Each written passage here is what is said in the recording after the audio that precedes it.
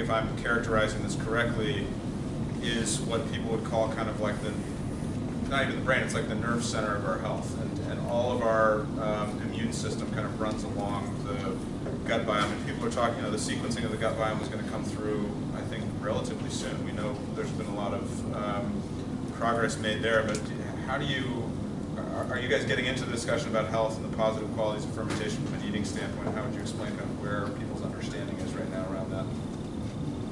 We do a little bit, although again, I'm not a nutritionist either, so I also kind of try to stay clear of that. I think one of the things we're seeing is that so much of what we don't understand about the microbiome, like the interaction of organisms and how they change as you introduce a new organism, and that the science of that community is something that can also be studied in fermented foods, right, which has been done by people like Sanchez in UC San Diego, other places. Well, you're kind of getting at it. You are benefiting from research that's happening other places, and it's becoming part of the dialogue at the program. And as I said, I think we're going to see over the next 2 to 5 years leaps forward that we're not even really considering here when it comes to the mapping the biome. So let people keep asking questions. There was a hand here. Can I ask you guys a little bit about what you've done with soil, thinking about healthy soil, thinking about it's relatively easy in terms of using hard seeds, adding insects, adding microbes and fungi, to create a healthy underworld. But I feel like for people, it's like getting past the suburban, city beautiful lawns. I feel like there's so much arable land, just it's wasted land, so it's just wasted in some ways. So I'm just thinking out loud of beyond innocuous, does that make it easy for people to have a kit, because they can't, it's like, I think I don't know why it's so hard to access for people to understand as well as huge for the microbiome and for the food system. So the question was about the health of soil and how it plays into this conversation. Well, that's absolutely critical for what we do.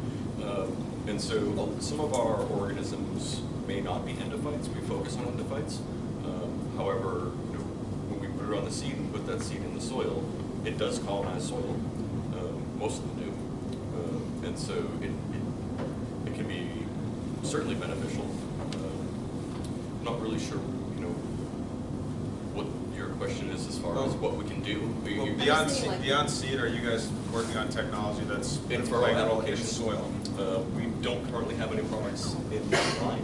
However, they could be applied that way if we wanted to. It's just not the way the farmers do it now, and farmers are kind of an old industry, and they change very slowly. And so we're working on getting them more familiar with other technologies such as soil inoculation. Yeah. I guess beyond farmers, have you guys had thoughts of, addressing? I certainly have. I'd love to take my microbes home and use them in my garden. I know what they do, and I'm comfortable with that. I don't know what the general populace is. And so that's part of the education piece we've talked about. That's great. Over here. So I'm curious about who buys your seed? Industrial farmers? Sure. The question was who buys seed from indigo? Is there an issue with organic? No, we have organic. So we have several products that are certified organic by OMRI. So in that process, we have to actually produce the microbes with all organic materials. And then the seed has to be organic, and that produces an organic product depending on the farmer's practices. And so what are your selling points to the industrial farmers? Yield and drought tolerance, typically. We do have we are working on biotic pipeline, which is to say we use microbes to fend off other bad microbes, but we don't have anything that's commercialized yet. And so how does that relate to farmers who are still using pesticides? We want to eliminate that. So that's part of our goal, is to utilize natural biocontrol agents and to try to eliminate pesticides, because is everybody able to hear that? The big audacious goal of eliminating pesticides is right at the center of what Indigo is doing. I think that's exciting to hear. Other inputs as well, like nitrogen, phosphorus. Microbes can help the plants utilize those. And so we want to start limiting fertilization as well, because the runoff from bacteria blooms that are detrimental to the environment. Let's try to do one or two more questions. Anybody else? And then we'll wrap up. Well, I mean, I know I've read that how resistant farmers are to change, and they also get pulled into Monsanto and the whole system. So, are you having success breaking into this area? I just don't know anything about your company. Yes. The question, just to Is that right? those who couldn't hear, is Indigo and our others having success breaking through to farmers who are resistant to change? Absolutely. We have thousands of farmers using our products now.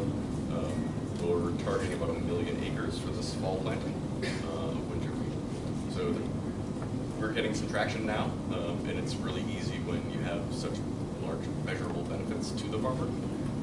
You know, farmers then start talking to other farmers, and really it's kind of a word-of-mouth network, but it grows very quickly when the guy across the street sees that wheat field is taller and has more tillers than his. He immediately walks over and says, "Hey, what are you using?" And he says, "Indigo." And that's how the word spreads. And over the past couple of years, we've gone from 10,000 acres to almost 1 million. One more. What would you recommend for the home cook just trying fermentation for the first time?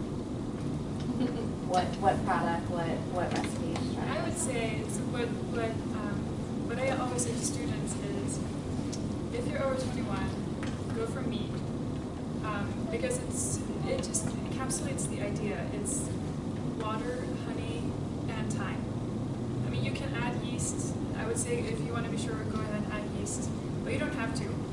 And then you just make sure that you don't wait so long that the yeast have eaten all the sugars, because you're going to say, oh, this was a disaster. Make sure there's some sugars left, because that's delicious. If you're not 21, sauerkraut. And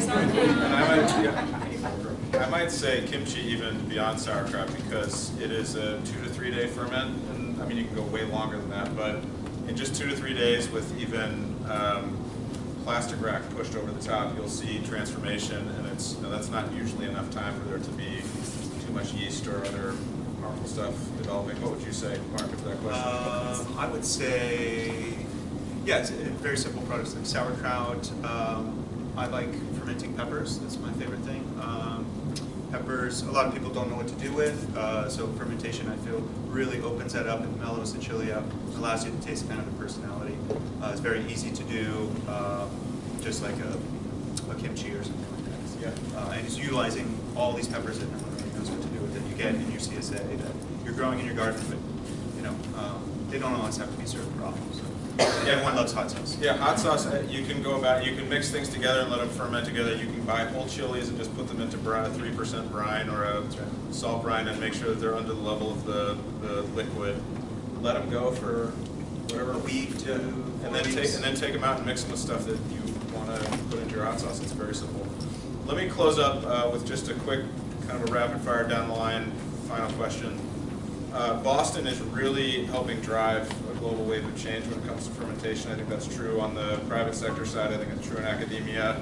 And although Deborah First recently wrote about how we never get any attention in the Boston food scene, I think that there are people here who, I think you alluded to this a little bit, are connected to this network of chefs and food people around the globe who are just innovating. I mean, this is where innovation is happening around flavor, I think, across the culinary landscape. So why don't we go down the line here and have everyone just talk about a restaurant in Boston, a person in Boston who is involved in fermentation, and a place where people can go experience it out in Boston. We could all just say Tasting Counter, I guess. You can definitely come to Tasting Counter. You know, Jeremy Keene is Rustica Kitchen. He does a very good job as well. So, you know, we share the same days off. So I don't really get to see him, but you should. Yeah. He's doing a lot of fun stuff. He started a fermentation CSA with a few other people, and that worked out really well. I'd love to continue to see that sort of thing happening. He was very important there as well. Yeah. So he does a lot of work with, or innovating with some food. That's Jeremy. Who here has been to Nebraska? Anyone? A few people.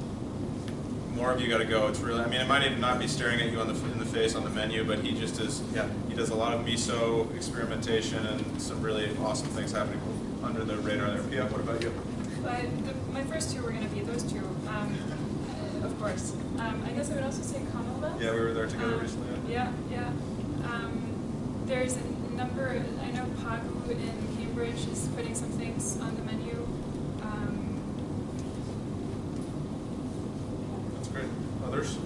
I would say go visit your local craft brewery. There's a whole lot of them popping up everywhere around here. And generally they're very open about letting you look at the fermenters, and they'll describe their processes, what makes them unique.